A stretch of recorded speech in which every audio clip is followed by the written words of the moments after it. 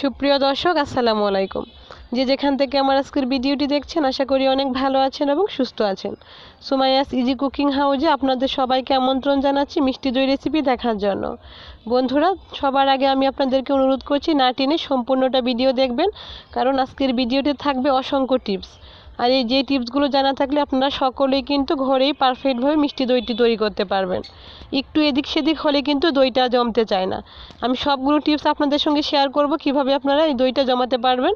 তার আগে চলুন আমি এই দইটা একটু কেটে শেয়ার করছি। দেখে নিশ্চয়ই বুঝতে পারছেন আমার এই দইটা কতটা পারফেক্টভাবে জমেছে।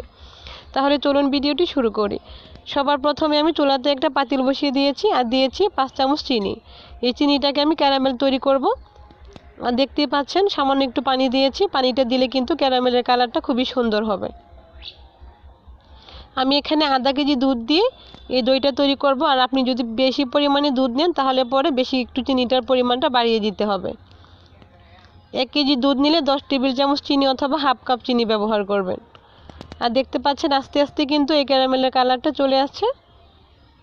এটাকে একদমই লো হিটে জাল করতে হবে এবং ক্যারামেলটা তৈরি করতে হবে, তা না হলে কিন্তু ক্যারামেলটা পুড়ে যাবে। আর ক্যারামেলটা পুড়ে গেলে দইটা কিন্তু তিতা লাগবে। খুবই সাবধানে আপনারা ক্যারামেলটা তৈরি করবেন। আর ক্যারামেলটা তৈরি করলে কিন্তু খুব সুন্দর একটা কালার, যে মিষ্টির দোকানের দইগুলোতে যে একটা কালার হয় সেরকম কালার হবে। আবার আপনি চাইলে ক্যারামেলটা ছাড়াও কিন্তু এই দইটা টক দই অথবা মিষ্টি দই তৈরি করতে পারেন, সাদা দই সেটাও কিন্তু পারবেন।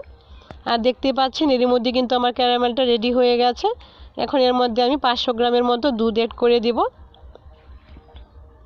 একদমই খাঁটি গরুর দুধটা নেওয়ার চেষ্টা করবেন, তাহলে পরে দইটা কিন্তু খুব সুন্দর লাগবে, একদম দোকানের মতো খেতে লাগবে। আমি এখানে অ্যাড করে দিলাম 500 গ্রামের মতন খাঁটি গরুর দুধ। আর এ পর্যায়ে কিন্তু ক্যারামেলটা একটু শক্ত লাগবে। আর এটাতে ভয় পাওয়ার কিছু নেই, এটা জাল করতে করতে কিন্তু একদমই মিশে যাবে। আর এই দেখুন এটা কিন্তু 500 গ্রামের দুধের বোতল, দেখতে পাচ্ছেন আপনারা। আর ক্যারামেলটা কিন্তু এ পর্যায়ে শক্ত হয়ে গেছে, এই দেখুন।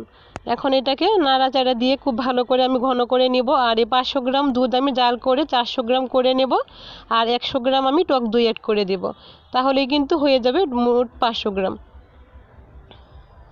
এটাকে নেড়ে চেড়ে আমি 400 গ্রাম দুধ করব। অনেকেই কিন্তু দুধটাকে জাল করে ঘন করেন, আর ঘন করার কিন্তু কোনো প্রয়োজন নেই, শুধুমাত্র 100 গ্রাম দুধ কমিয়ে নিলেই কিন্তু হয়ে যাবে। এখন আমি এটা এর মধ্যে দিয়ে দিচ্ছি আরও 5 টেবিল চামচ চিনি, আর দিয়ে দেবো 2 টেবিল চামচ পাউডার মিল্ক। পাউডার মিল্কটা দিলে কিন্তু একদমই দোকানের মতো দইটা খেতে লাগবে। আর কিছুটা ঘন হয়ে যাবে, দেখতেই পাচ্ছেন দুধের টেক্সচারটা কিছুটা ঘন হয়ে গেছে। এখন আমি চুলা থেকে এটাকে নামিয়ে দিব। আর চিনিটা আপনার পছন্দ মতো দিবেন, যে যেমন মিষ্টি খেতে পছন্দ করেন ঠিক সেরকমই দিবেন। আমি এখানে টোটাল 10 টেবিল চামচ চিনি ব্যবহার করেছি, আর 2 টেবিল চামচ গুঁড়া দুধ দিয়েছি। আপনি চাইলে দুধটা কিন্তু স্কিপ করতে পারেন, তবে গুঁড়া দুধটা দিলে কিন্তু একদমই দোকানের মতো খেতে লাগবে। আমার এই টিপসগুলো আপনারা অবশ্যই খেয়াল করবেন। আর বন্ধুরা, আমি এই দইটা তৈরি করার জন্য দেখতে পাচ্ছেন বড় একটা পাত্র নিয়েছি, তলানি বিশিষ্ট একটু বড় ধরনের পাত্র নিতে হবে। যেহেতু এখনও খুব ভালো করে গরমটা পড়েনি, তার জন্য আমি একটা টাওয়াল নিয়েছি। আর এই টাওয়ালে মুড়িয়ে রাখলেই কিন্তু দইটা জমে যাবে। আমি সনাতন পদ্ধতিতে আজকে দইটা আমি আপনাদেরকে তৈরি করে দেখাবো। আর লাগবে আমার একটা স্ট্যান্ড, হাঁড়ি পাতিল রাখার যে স্ট্যান্ডগুলো পাওয়া যায় সেই স্ট্যান্ডগুলো আমি এর মাঝখানে দিয়ে রেখেছি। এই দেখুন, এই স্ট্যান্ডের মাঝখানে আমি একটা মাটির পাত্র বসিয়ে দেব। দইয়ের যে পাত্রটা, আমি আজকে মাটির পাত্রতে দইটা তৈরি করব। আপনি চাইলে কিন্তু যে কোনো পাত্রতে দই তৈরি করতে পারবেন, তবে টিপসগুলো কিন্তু খুবই গুরুত্বপূর্ণ। টিপসগুলো জানা থাকলে আপনারা যে কোনো পাত্রতে মিষ্টি দইটা তৈরি করতে পারবেন। আর এই দেখুন, আমি এখানে হাফ কাপের মতো টক দই নিয়েছি। এখানে 100 গ্রাম টক দই আছে। আর আমি কিন্তু টক দইয়ের পানিটা ঝরিয়ে নিইনি। অনেকেই কিন্তু বলে টক দইয়ের পানিটা না ঝরিয়ে নিলে দইয়ের মধ্যে পানি জমে থাকে, কোনোভাবেই কিন্তু এটা সত্যি না। আপনারা দেখতে পাচ্ছেন আমি একদমই কিন্তু পানিটা ঝরিয়ে নিইনি। আর এই দেখুন, এরই মধ্যে কিন্তু আমার দুধটা রেডি হয়ে গেছে, ঘন হয়ে গেছে অনেকটাই। আর এটাকে আমি অনবরত একটা চামচ দিয়ে নেড়ে চেড়ে ঠান্ডা করে নিব। অবশ্যই কিন্তু নেড়ে চেড়ে ঠান্ডা করতে হবে, ফ্যানের বাতাসে অথবা এভাবে রেখে দিয়ে ঠান্ডা করা যাবে না, তাহলে কিন্তু উপরে সর জমে যাবে। আর দুধের উপরে সর জমে গেলে কিন্তু দইটা খেতে ভালো লাগে না। বন্ধুরা, আমি এটাকে নেড়ে চেড়ে দুধটাকে ঠান্ডা করে নিচ্ছি, দেখতে পাচ্ছেন। খুবই গুরুত্বপূর্ণ টিপস হচ্ছে আপনারা একটা আঙুল দিয়ে চেক করে দেখবেন দুধের এই তাপমাত্রাটা কতটুকু। হালকা কুসুম গরম, হাতসহ গরম থাকতে হবে। যখন হাত ছোঁয়া গরম তখন আমি এই দুধটার মধ্যে দিয়ে দিচ্ছি টক দইটা। টক দইটা দিয়ে খুব ভালো করে এটাকে মিশাতে হবে। এটাও কিন্তু খুবই গুরুত্বপূর্ণ। কোনোভাবেই যেন টক দইয়ের কোনো দানা না থাকে সেদিকে খেয়াল রাখতে হবে। এটাকে খুবই সুন্দর করে স্মুথ করে এটাকে মিশিয়ে নিয়েছি, দেখতেই পাচ্ছেন খুব ভালো করে এই টক দই এবং দুধটা একসঙ্গে মিশিয়ে নিচ্ছি।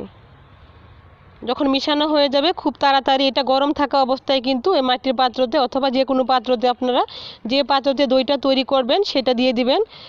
অবশ্যই কিন্তু এই টক দই মিশানো দুধটা কিন্তু গরম থাকতে হবে। আর কোনোভাবে যদি এই দুধটা ঠান্ডা হয়ে যায় তাহলে পরে কিন্তু আপনারা আরও একটু হালকা গরম করে নিতে পারেন, কারণ এটা বসানোর পর যদি দুধটা ঠান্ডা থাকে তাহলে কিন্তু কোনোভাবেই দইটা আর জমবে না। এই টিপসগুলো আপনারা খেয়াল রাখবেন। দেখুন আমার দুধটা কিন্তু এখনও গরম আছে, মিক্স করার পরেও কিন্তু এখনও কিছুটা গরম আছে।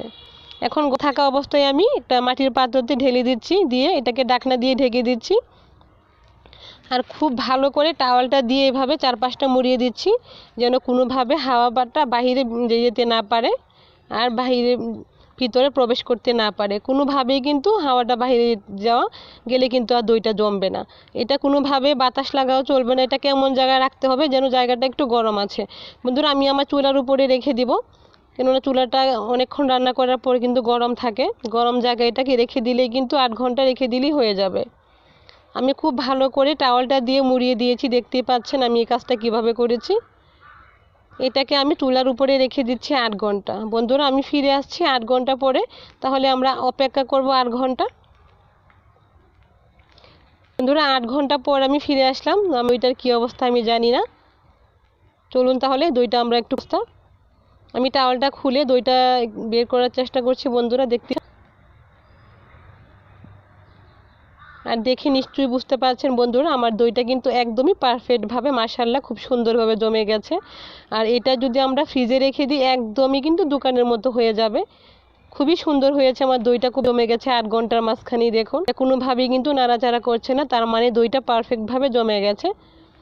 বন্ধুরা আমি আপনাদের সঙ্গে এই দইটা কেটে শেয়ার করছি, আর কতটা পারফেক্ট হয়েছে আপনারা দেখে নিশ্চয়ই বুঝতে পারছেন। আশা করছি আমার ভিডিওটি আপনাদের কাছে ভালো লেগেছে। আর আমার ভিডিওগুলো ভালো লাগলে আমার চ্যানেলটাকে সাবস্ক্রাইব করে রাখবেন, বেল আইকনটাকে প্রেস করে রাখবেন সবার আগে নতুন নতুন ভিডিওগুলো পাওয়ার জন্য। বন্ধুরা দেখতেই পাচ্ছেন আমার এই দইটা কিন্তু খুব ভালোভাবে জমে গেছে। অসংখ্য ধন্যবাদ জানাচ্ছি আমার এই ভিডিওটি এত সময় নিয়ে দেখা। সবাই অনেক বেশি ভালো থাকবেন, সুস্থ থাকবেন, আমার জন্য দোয়া করবেন। আল্লাহ হাফেজ।